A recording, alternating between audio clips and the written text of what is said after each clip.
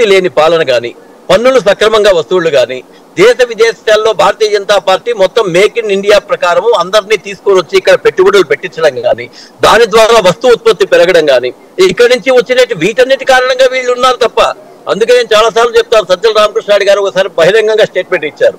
ఒకసారి జీతాలు పెంచండి అంటే, ఎక్కడున్నాయా మా రాష్ట్ర ఆదాయం అంతా మాకే చాలడం లేదు, మీకు ఎక్కడ జీతాలు పెంచుతామన్నారు. అంటే కేంద్ర ప్రభుత్వం యొక్క నిధులతోనే రాష్ట్ర ప్రభుత్వాలు ఉన్నాయి. అయినా కూడా మేమేం చెప్తున్నాం, ఈ నిధులు అనేటివి బీజేపీ నిధులు అని చెప్పడంలే, మోడీ గారి నిధులు అని చెప్పడంలే. మేము చెప్తా ఉండేటువంటిది ఇది ప్రజల నిధులు, ప్రజల యొక్క సంస్కారం కోసం, ప్రజల యొక్క పనుల కోసం పెడుతున్నాం. వీళ్ళలాగా మేము జగనన్న బాట, చంద్రన్న పాట ఇట్లాంటి పేర్లు పెట్టుకోలే. కిసాన్ సమ్మాన్ నిధి అని పేరు పెట్టామంటే రైతులకు ఇచ్చే గౌరవ నిధి అని పేరు పెట్టాం. సుకన్య సమృద్ధి యోజన అని పెట్టాం. భారతీయ సురక్ష యోజన అని చెప్పేసి పేరు పెట్టాం. వీళ్ళ మాదిరి అత్త సొమ్ముకు అల్లుడు దానం అన్నట్లుగా ప్రజల యొక్క సొత్తుకు వీళ్ళ పేర్లు పెట్టుకునే నీచమైనటువంటి చరిత్ర భారతీయ జనతా పార్టీకి లేదు.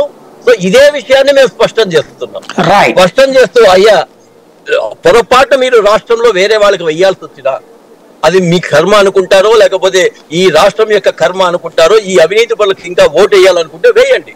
కానీ దేశం కోసం మాత్రం మోడీ గారికి, బీజేపీ గారికి ఓటు వేయకపోతే మీరు పెద్ద పాపం చేసిండేటువంటి వాళ్ళనే నేను చెప్తున్నా.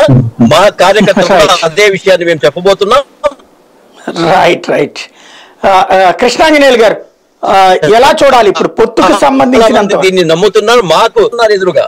రైట్, మళ్ళీ వస్తాను మీ దగ్గరికి వస్తాను. ఒక్కసారి కృష్ణాంజనేయులు గారు, ఈ ఒంటరిగా పోరాటం చేయబోతోందా భారతీయ జనతా పార్టీ? అలాగే తాజాగా ఆంధ్రజ్యోతిలో ఏదో వచ్చిందన్నారు, 64 సీట్లు జనసేనకి ఇచ్చారు అన్నట్టు. అది బీజేపీ జనసేనలకు కలిపినా ఉట్టి జనసేనకే ఇచ్చినట్ట? వీళ్ళేమో సొంతగా ప్రచార రథాలు కూడా పెడుతున్నారు బీజేపీ వాళ్ళు, ఏమనుకోవాలి దీన్ని? సాయి గారు నమస్తే, ప్యానల్ మెంబర్స్ అందరికి కూడా నమస్కారం. నా వాయిస్ క్లియర్ గా ఉందిగా? సాయి క్లియర్ గా ఉంది, చెప్పండి.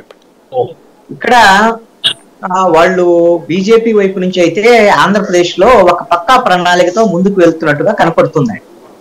వాళ్ళు 2 ప్రధానమైనటువంటి లక్ష్యాలను ఎంపిక చేసుకున్నారు.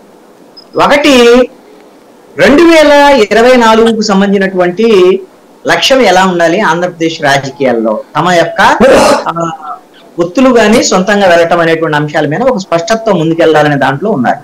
అదేవిధంగా దీర్ఘకాలికమైనటువంటి ప్రణాళిక 2029కి ఎలా వెళ్ళాలి అనేటువంటి రెండింటినీ ఏకకాలంలో ఇంప్లిమెంట్ చేయాలనేటువంటి ఆలోచనలో ఉన్నట్టుగా కనపడుతోంది. అయితే మొట్టమొదట మాత్రం 2024 ఎన్నికలకు సంబంధించి వాళ్ళు ఇస్తున్నటువంటి స్పష్టత ఇప్పుడు పార్థసారథి గారు ఆల్రెడీ చెప్పున్నారు కాబట్టి, వాళ్ళు 25 పార్లమెంటు నియోజకవర్గాల్లో ఎన్నికల కమిటీలు వేసి ఆఫీసులన్నింటినీ కూడా ప్రారంభించేశారు.